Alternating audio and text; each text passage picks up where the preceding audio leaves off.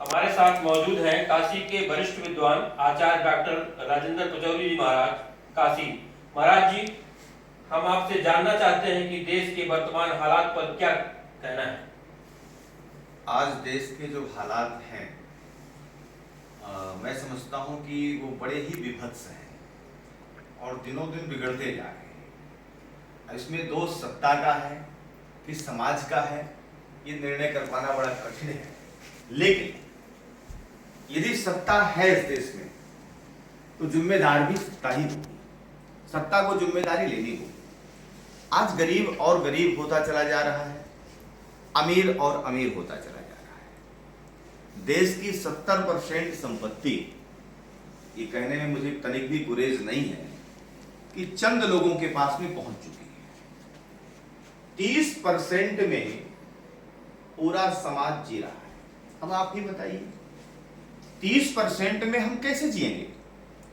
लोगों के घरों में दाल नहीं है, सब्जियां नहीं है, महंगाई इतनी है कि आदमी एक टाइम किसी तरह से यदि खा रहा है तो दूसरे टाइम को नहीं खा पा रहा है। बच्चे रो रहे हैं, मां मुझे रोटी दे दो।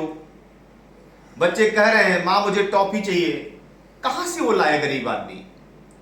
काम है नहीं, मजदूर अपने को चिल्ला रहा है, किसान अपने दिल्ली में सरकार के सर में बैठ के रो रहा है, तो भी सरकार की जू नहीं रेंग रही है। पता नहीं किस हठधर्मी सरकार के चक्कर में ये देश फंस चुका है। ऐसी हठधर्मी सरकार तो हमने जीवन में नहीं देखी। बहुत सी सरकारें आई, बहुत सी सरकारें गई, लेकिन समाज की एक बात पर सरकार चौकन्ना हो जाती थी। एक आवाज पर सरकार ये कहने को तैयार हो जाती थी कि बताओ भाई क्या समस्या है, और वो समस्याएं दूर होती थी। मेरे ही देश का अनाज मुझे ही दिया जा रहा है, उसके एवज में मुझे ऐसा डील किया जा रहा है जैसे मैं भिखारी हूं। अरे भोजन का अधिकार तो हर जनमानस का है, शिक्षा का अधिकार सब पूरे संसार का है, पूरे भारत का है, स्वास्थ्य का अधिकार पूरे भारत का है, और ये सरकार ऐसा करती है जैसे कि अपने घर से दे रही हो। मेरे ही पैसे पर, मेरी ही टैक्स के पैसे पर मैं 24 घंटा काम करता हूं, उससे पैसा कमाता हूं। मैं 24 घंटे खेत में रहता हूं और मैं काम करता हूं, पैसे कमाता हूं, देश को मजबूत करता हूं। फिर यदि सरकार जब मुझे वापस करती है तो ऐसा समझती है जैसे कि हम भिखारी हो और वो राजा हो। भैया ये लोकतंत्र है मोदी जी, ये राजशाही नहीं है, ये तानाशाही नहीं है, ये लोकतंत्र है। लोकतंत्र में हम सरकार की भी आवाज सुनेंगे और आप सरकार मेरी भी आवाज सुनेंगे। शिक्षा का स्तर बिल्कुल गिर चुका है। एक बहाना आया कोरोना का, ठीक है, वैश्विक महामारी है, हम स्वीकार करते हैं, लेकिन सबसे बड़ी बात है इस वैश्विक महामारी में आप भारत की चिकित्सा पद्धति का मजाक बनकर क्यों भर रहे हो? ये साबित कर रहे हो पूरी दुनिया में कि देखो भैया भारत का आदमी तड़प तड़प के मर रहा है और भारत सरकार के पास ऑक्सीजन नहीं है। इतने वर्षों की जो 70 सालों की तपस्या है मनीषियों की, जो 70 सालों की आजादी की तपस्या है, उस तपस्या को आप चकनाचूर कर दे रहे हो। आप ये साबित कर दे रहे हो कि चिकित्सा व्यवस्था का ढांचा हमारा ध्वस्त हो गया, शिक्षा का ढांचा हमारा ध्वस्त हो गया। आखिर चाहते क्या हो? कहां ले जाना चाहते हो देश को? किस जगह पर आप खड़ा कर देना चाहते हो? क्या पुनः अंग्रेजों के कथनानुसार क्या सपेरों का देश फिर बनाना चाहते हो? अंग्रेज कहते थे कि भारत सपेरों का देश है। हमें तो यही लगता है। सरकार की कार्यशैली ऐसी है कि लग रहा है कि अब वो पुनः हमें बीन बजाना पड़ेगा। जो उदाहरण स्वरूप अपने गर्व से हम कहते थे कि भारत सोने की चिड़िया है, तो अब हमें लग रहा है कि फिर हमें सांप के बिलों में सांप को खोजने के लिए बीन बजाना पड़ेगा। ऐसा लग रहा है। मुझे नहीं समझ में आ रहा है कि सरकार कुछ जनता के लिए कुछ काम कर रही है। और मैं सबसे बड़ी एक बहुत बड़ी समस्या जो सामने आ रही है, और उससे मुझे दिख रहा है कि भविष्य बड़ा अंधकार में है भाई, और वो सबसे बड़ी समस्या है निजीकरण। निजीकरण मैं समझता हूं कि विकराल काल बन करके आएगा नौजवानों के साथ। यदि निजीकरण नहीं रुका तो वो दिन दूर नहीं है जब आदमी आदमी को खाने के लिए दौड़ेगा। आत्महत्याएं बढ़ेंगी। नौजवान पढ़ लिख करके, जो 70 साल में शिक्षा व्यवस्था थी, उस व्यवस्था के तहत जो नौजवान पढ़ा लिखा है, वो आज जब समाज में उपहास का पात्र बनेगा, का हो एमए कर लेला, कहां गए नौकरियां, ऐसे ऐसे शब्द जब लोग कहेंगे तो मन विचलित होगा, मन व्यथित होगा, मन उसका दुखी होगा। और हो सकता है कि वो दुखी मन, हारी मन कहीं अनहोनी करने के लिए ना उसे प्रेरित कर दे। काश भगवान माफ करे कि मेरे देश का नौजवान कोई ऐसी अनहोनी करे, आत्महत्या जैसी, लेकिन हालात सरकार वही बना रही है। और इन हालात के लिए मैं समझता हूं ऐसे हालातों से हम तभी लड़ पाएंगे कि जब हमारी दाढ़ी न बढ़ के देश बढ़े, हमारा सम्मान न बढ़ करके हमारा देश बढ़े, हमारी पार्टी की नीतियां न बढ़ करके हमारा देश बढ़े, हमारा व्यक्तिगत सम्मान भले ही चाहे, लेकिन हम नौजवानों की मर्माहत भरी आवाज को नहीं सुनना चाहते। हम नहीं चाहते कि नौजवान हमारा देश का बिलख बिलख करके रोए। आज गरीबी में, दुनिया में, एशिया में हम तीसरे इंडेक्स में आ चुके हैं। क्यों? टूटी हुई अर्थव्यवस्था को बहुत से मनुष्यों ने हमारी संभाली। आज हमारी अर्थव्यवस्था माइनस पे क्यों चली गई? हम आपको अक्षम नहीं कहते, आप सक्षम हो, लेकिन आप करना नहीं चाहते। मुझे लगता है कि यह सरकार अकर्मण्य होकर बैठी है, और इसका सीधा प्रमाण है दिल्ली की सीमा में किसानों का रोना, उत्तर प्रदेश में तमाम ऐसी बच्चियों के साथ बलात्कार हुए, उनका चीखना, पंचायत चुनाव में चीर हरण के द्वारा हमारी माताओं बहनों के अपमान, उसके द्वारा जोर जोर से महिलाओं का चिल्लाना, किसानों का रोना, बच्चों को दूध के लिए परेशान होना, कुपोषण का शिकार हो जाना, ये समस्याएं बताती है कि सरकार अक्षम है। अन्यथा समाज क्यों रोता? मैं देख रहा हूं कि पूरी तरह से ये सरकार विफल होती जा रही है, फेल होती जा रही है। उम्मीद थी अच्छे दिनों की, उम्मीद थी एक स्वर्णिम युग की, कि यशस्वी प्रधानमंत्री नरेंद्र मोदी जी कुछ 70 सालों में हुए कामों से कुछ बेहतर काम करेंगे। लेकिन खुदा बाहर निकली चुईया, कुछ ऐसा चमत्कार आप दिखा नहीं पाए जनाब नरेंद्र मोदी जी महाराज, आपको दिखाना चाहिए था। आज मर्माहत है, रसोई में महिला रो रही है, दुकान में दुकानदार रो रहा है, सब्जी मंडी में सब्जी का किसान रो रहा है, आम गृहस्थ, आम जनमानस रो रहा है। क्या यही चीत्कार हमेशा सुनना पड़ेगा? मुझे नहीं लगता कि आप कुछ कर पाएंगे। मैं चाहता हूं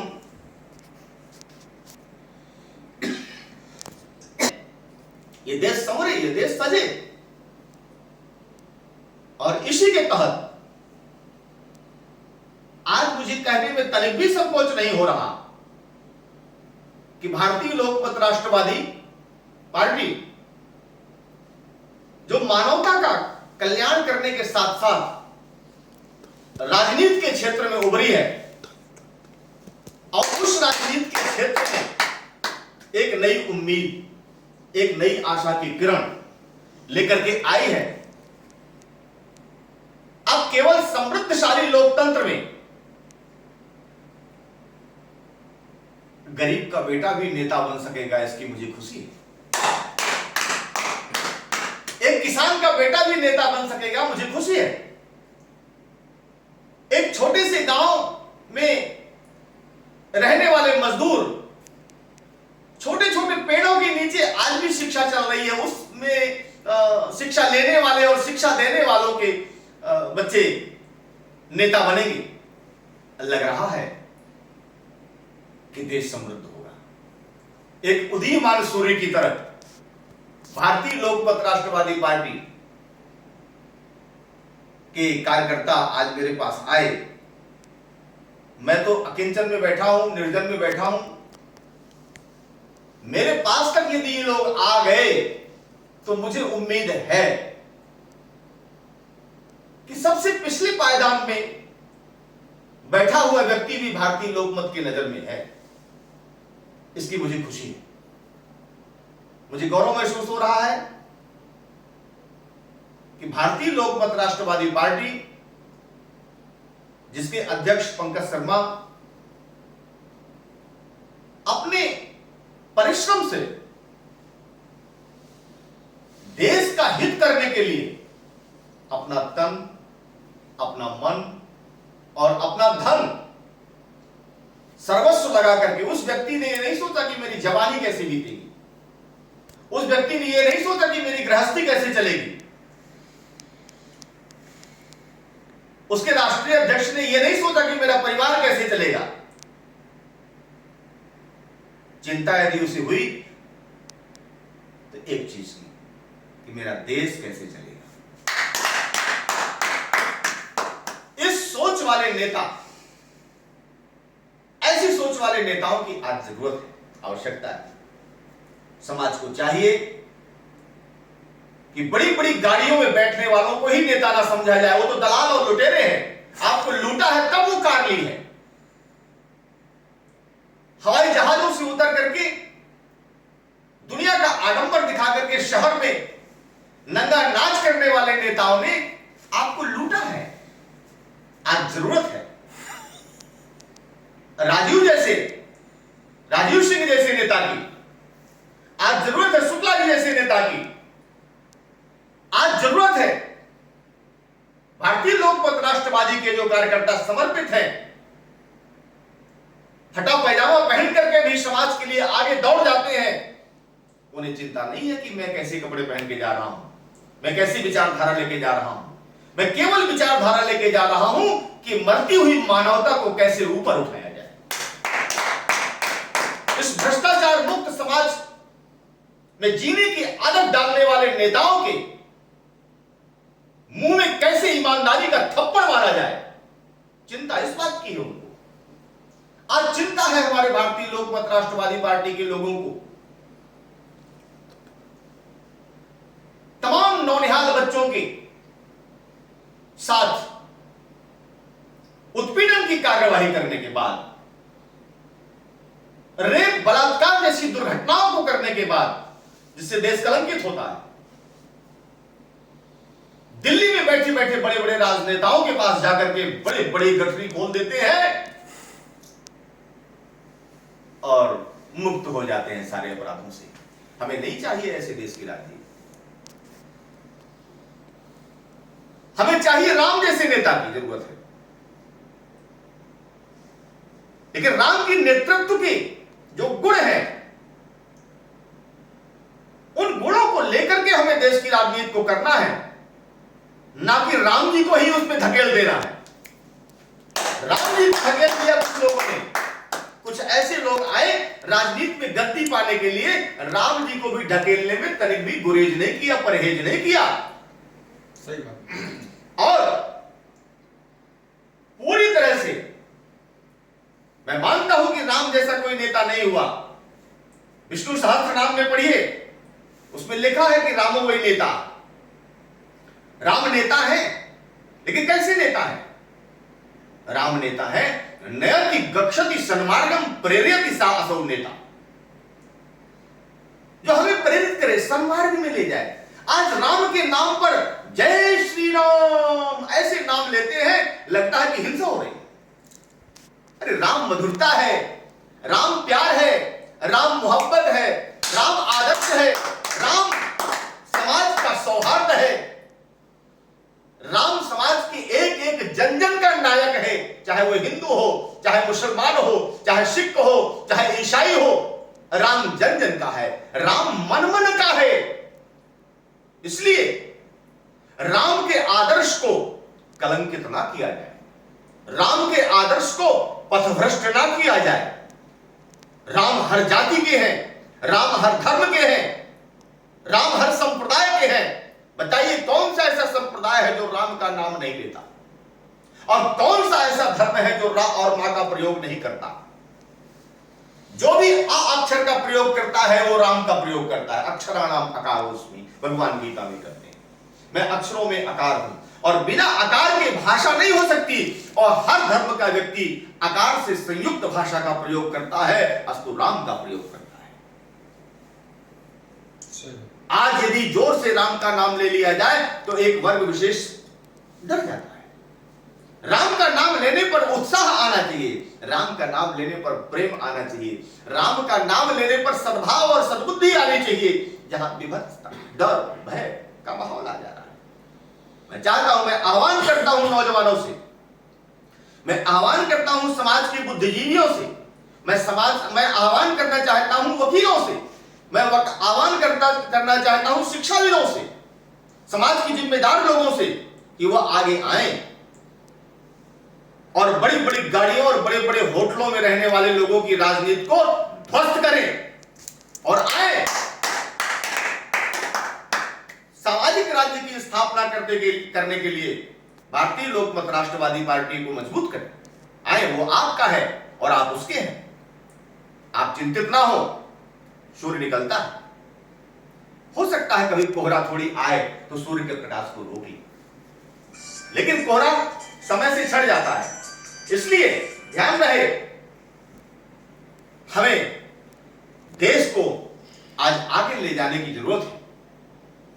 आज देश धीरे धीरे आर्थिक गुलामी की ओर बढ़ रहा है। मैं पहले कह चुका हूं कि 70 से 75% धन 2-4 लोगों के पास जा चुका है। आप बैठे रहिए, आप बैठे रहिए राम का नाम लेके, आप बैठे रहिए व्यक्ति विशेष की राजनीति को लेकर के, आप बैठे रहिए व्यक्तिवाद को स्थापित करने में। आप नाम लेते रहिए किसी मोदी का, आप नाम लेते रहिए किसी अखिलेश का, आप नाम लेते रहिए मायावती का या अन्य किसी अन्य का। आप हो जाइए पोषक जातिवाद के, आप हो जाइए पोषक धर्मवाद के।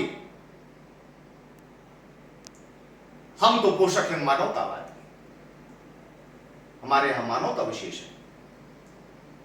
हम चाहते हैं कि वो मानव आगे आए और मानव के लिए लड़े, ना किसी जाति के लिए, ना किसी धर्म के लिए और ना किसी व्यक्ति के लिए। व्यक्ति की राजनीति आपको खत्म कर देगी, आपके समाज को नष्ट कर देगी, भाईचारे के ढांचे को बर्बाद कर देगी, मिला देगी जर्रे जर्रे में। व्यक्तिवाद की राजनीति जर्मनी ने की थी, व्यक्तिवाद की राजनीति हिटलर के लिए की गई थी। हिटलर ने क्या किया? अपने देखते देखते बर्बादी का आलम तोड़ लिया। इसलिए राजनीति में व्यक्ति की पूजा नहीं होनी चाहिए, राजनीति में मानवता की पूजा होनी चाहिए।